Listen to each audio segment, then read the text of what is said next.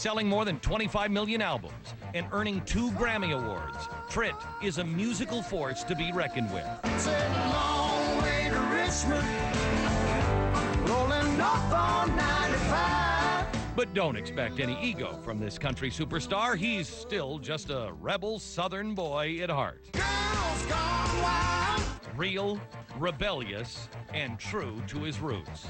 Now, an incredible hour of honest questions with Travis Tritt.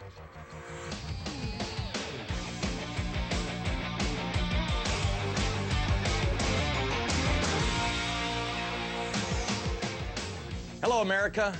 Once again, welcome back to the program. Welcome to New York, Travis Tritt. Great to be back. Thank you for having me. You bet.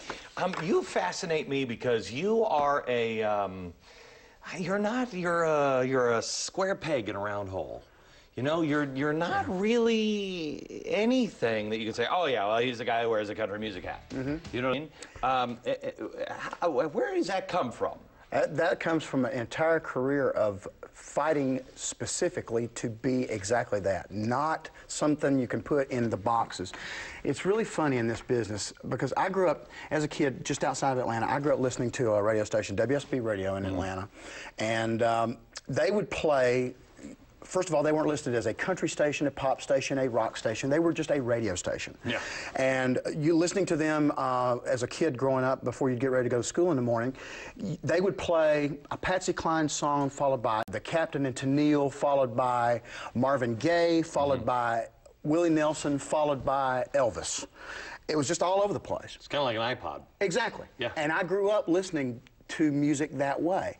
And I never understood, when I got later on, when I decided to do this for a living, I never understood why you had to be broken down into these categories and be stuck in these boxes. They try so hard to stick you in these boxes, and I fought my whole career against being put in those boxes, I guess.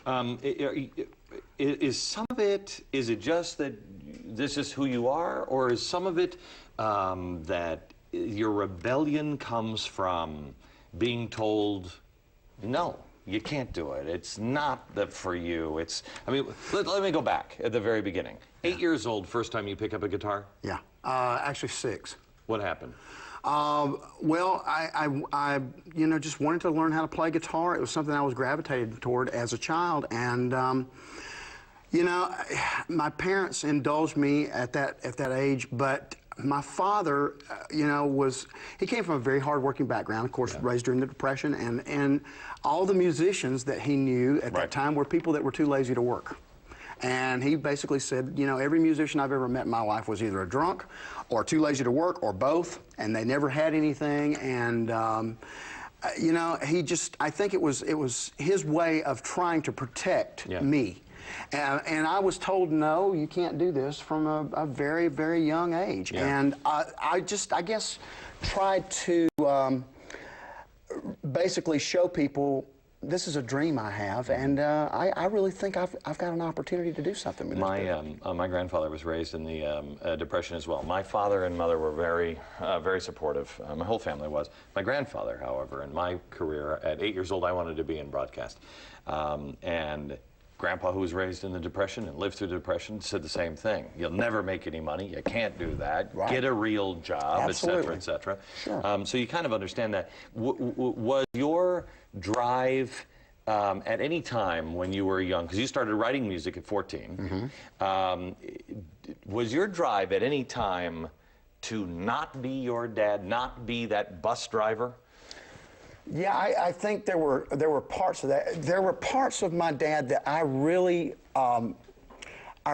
respected, and you know, as a kid, it's funny because you seem to, at least I did, I seemed to find the things that I liked about my father that I thought were respectable and that were really good traits to follow, and then the things about him that I absolutely couldn't stand. And I tried to pattern myself as a child growing up. I tried to pattern myself after the good things and try to avoid the bad things, and haven't always been successful with that. But I think a lot of the rebellion, a lot of the determination came from my father. Do you remember any of the first songs that you first wrote? Oh yeah, I remember the first one for sure. I was Can you do a little, just hum a little, sing a little. Spend a little time with me, baby. Let me know exactly how you I can't read your mind, I don't know what you're thinking. Is there a love inside of you for me that's real? And I wrote that on the lifeguard stand in Gulf Shores, Alabama, because I had gone with a girl who was, I was dating a girl who was a graduating senior, and I thought I was dating her. I had one of those myself. And I ended up going with her on her senior trip, lied to my parents, told them I was going fishing or something, and went down to Gulf Shores, Alabama with her. And within a matter of, I think, 24 hours a day, she was out with this lifeguard, and I was kind of by myself. And so I thought it was really kind of ironic that I ended up on top of a lifeguard stand at 4 o'clock in the morning writing this song. But that was kind of the introduction. And I played it for people later on, and people said, oh, that's actually pretty good. You should do more of that. So your mom said, no rock and roll, you got to be gospel. Absolutely.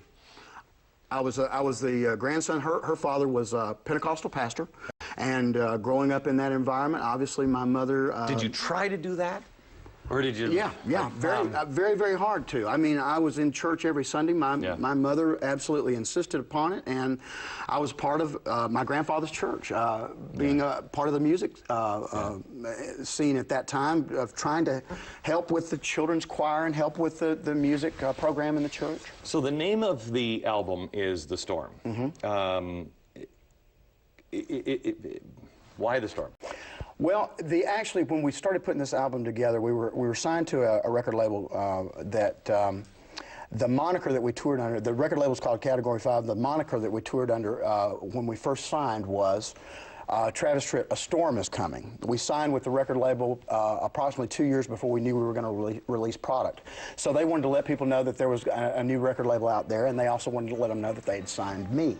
So they took some pictures at a live show that I did down in Atlanta, and they printed up advertisements, billboards, that sort of thing. And across the top it said, Travis Tritt, A Storm Is Coming.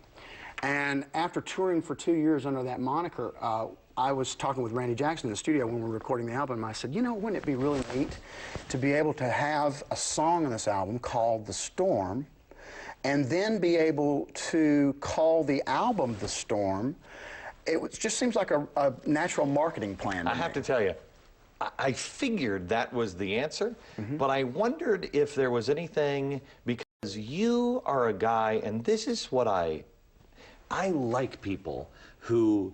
I'm a recovering alcoholic. Yes. I crashed into the wall. Sure. I like people who have a pivot point, because I think that they know themselves better than most. Believe me. Because you have to. That's exactly right. You definitely, when you get to a point of where you realize, you know, I've got to really make some changes, and then have the courage and the commitment to step forth and make those changes, I think it gives you a wake-up call, and it gives you certainly a recognition of who you are as a person, what you mean. Right.